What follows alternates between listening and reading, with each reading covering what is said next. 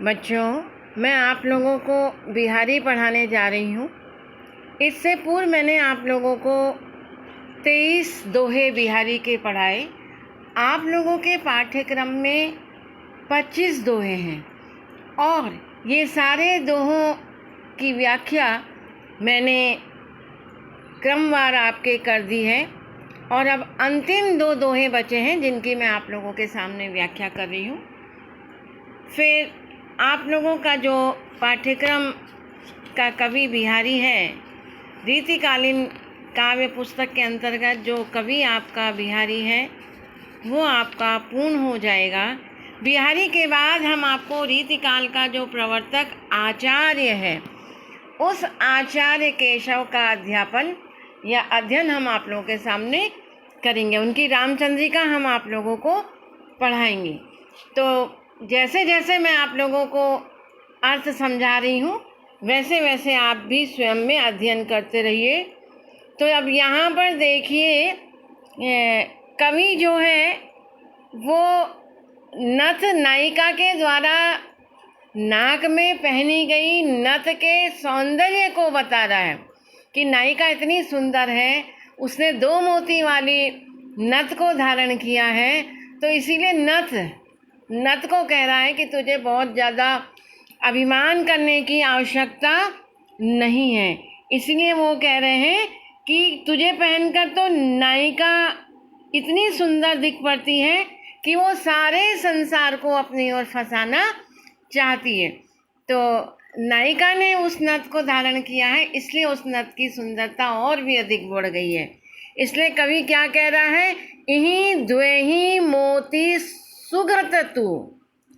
इस प्रकार से 2 मोतियों, सुगत तू मतलब सुंदर मोतियों को धारण करके, मतलब हे नथ, अरे नथ, तू इन 2 मोतियों की पूंजी पर, सुगत पर मतलब सीधे सीधे कह रहे हैं कि पूंजी पर निशंक हो करके क्या कह रहे हैं, गर्व कर ले, अभिमान कर ले। क्योंकि क्या बोल रहे हैं, जी पहिरी, जिस नथ को पहन करके, जिस नथ को पहन करके क्या बता रहे हैं, जिस नथ को पहन करके उस नायिका की नाक क्या है, जिस नथ को पहन करके नथ गर्भ निशांग, तू गर्व कर ले है नथ, जी पहिरी, जिस नथ को पहन करके जग दृग ग्रसती लसती हंसती सी नाक।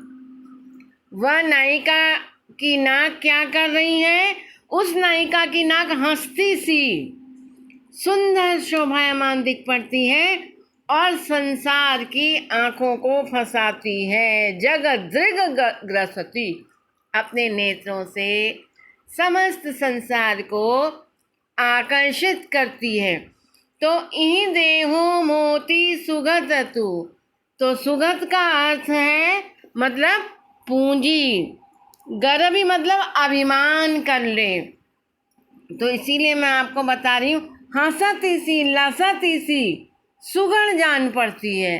तो कितना सुंदर वर्णन यहाँ पर कवि ने नायिका के सौंदर्यता का वर्णन के साथ साथ नायिका के द्वारा धारण की गई या नायिका के द्वारा पहनी गई उस नथ की चर्चा कवि कर रहे हैं। और बिहारी क्या कह रहे हैं, ई द्वेही मोती सुगत तू नथ गरबी निशाक, जिहि पहरी जगदृग ग्रसती लसती हंसती सी नाक।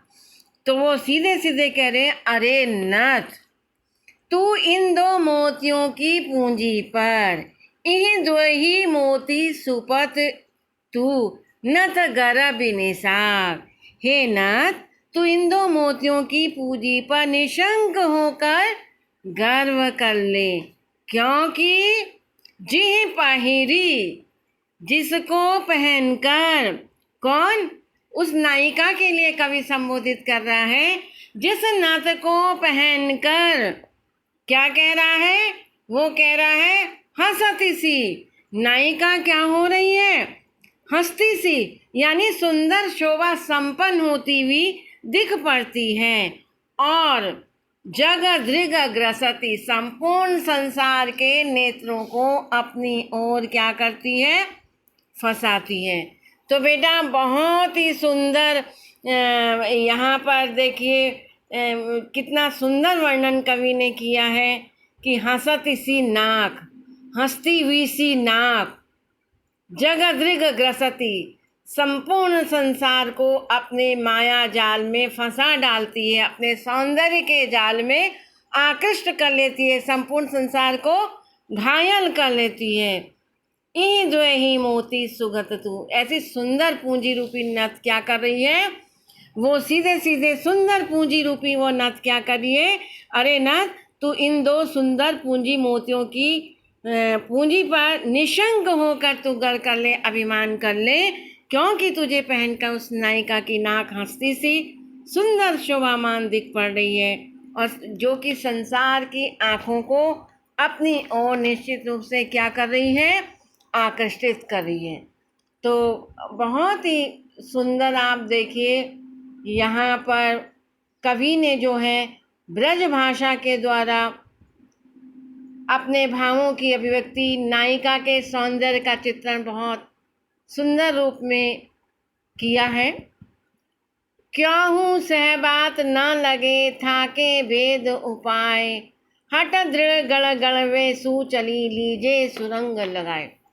क्योंकि इससे पूर्व इस प्रकार का प्रसंग है कि नायिका को काम पीड़ा जो है वो सता रही है, क्योंकि निश्चित रूप से पहले भी प्रसंग आए हैं कि गुलाब जल से उद्दीपन होने के कारण नायिका की जो विरह ज्वाला है वो और अधिक भभक उठती है। अतः निश्चित रूप से इससे पूर्व के प्रसंग में है कि सखी से कहती है कि अब कामदेव द्वारा मैं इस प्रकार से घायल कर दी गई हूँ, अब मुझे और अधिक मत मारो, क्योंकि घड़ी घड़ी गुलाब जल से सींच कर और अधिक मत डालो। तब आगे वो प्रसंग में कह रही है कि क्यों सहबात न लगे, क्या सहबात न लगे, मतलब क्योंकि नायक मेरे समकक्ष नहीं है तो किसी से बातचीत भी नहीं हो पा रही है, भले कि मेरे मेल की बातचीत यानी मेल की बातचीत भी नहीं हो रही है, क्योंकि नायक मेरे से बहुत अधिक दूर है। विरह से नायिका पीड़ित है, इसीलिए वो कह भी रही है कि अपनी वो बार बार वो कह रही है, क्या कह रही है, वो कह रही है थाके भेद उपाय, यानी किस प्रकार से मैं नायक के छिपे हुए भेदों को समझ लूँ, फोड़ कर अपनी ओर मिला लूँ, ऐसे उपाय भी मेरे को नहीं मिल रहे हैं।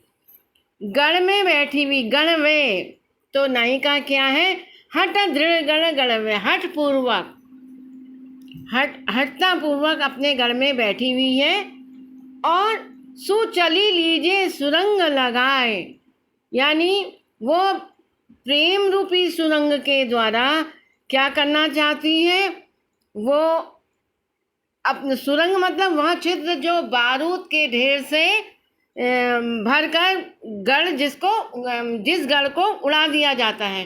तो निश्चित रूप से यहाँ पर जो नायिका है वो बहुत अधिक दुखी और काम पीड़ा से पीड़ित होती हुई हमें दिखाई दे रही है। इसलिए वो बार बार कह रही है कि कोई भले की बातचीत नहीं हो रही, नायक से मिलने की कोई संभावनाएं नहीं है, ऐसे कोई भेद उपाय नहीं है जिसको फोड़कर मैं नायक को अपने में मिला लूँ। घर में नायिका दृढ़तापूर्वक बैठी हुई है और वो प्रेम रूपी छिद्र से जिसमें वो क्या करना चाहती है, बारूद भरकर गढ़ को ही प्रेम रूपी अपने उस गढ़ को ही उड़ा देना चाहती है। वो नायिका अपने जीवन को ही समाप्त कर देना चाहती है। तो बिहारी के बहुत सुंदर सुंदर दोहे हैं बेटा, ये मैंने आपको पढ़ाया और आज बिहारी आपका पूर्ण हो गया है। कल से मैं आप लोगों को रीतिकाल का जो रीतिबद्ध काव्य धारा का आचार्य कवि है केशव मैं आप लोगों को पढ़ाऊंगी। आप लोगों के पाठ्यक्रम में केशव, बिहारी, देव, भूषण, घनानंद, आलम और पद्माकर ये 7 कवि आप लोगों के पाठ्यक्रम में हैं। और सभी कवियों की जो भाषा है वो ब्रज भाषा है। तो कल से आप लोगों को जो है केशव पढ़ाया जाएगा। बिहारी पूर्ण कर चुकी हूँ। बहुत ध्यान से सारे व्याख्यानों को बार बार सुन करके PDF नोट्स के द्वारा बिहारी के आलोचनात्मक प्रश्न और असाइनमेंट आप तैयार करते रहिए और बराबर बिहारी पर आप अध्ययन करिए। और पूरे के पूरे यदि आपको 25 दोहे याद भी हो जाएंगे, कम से कम 15 दोहे आप कंठस्थ भी कर लीजिए।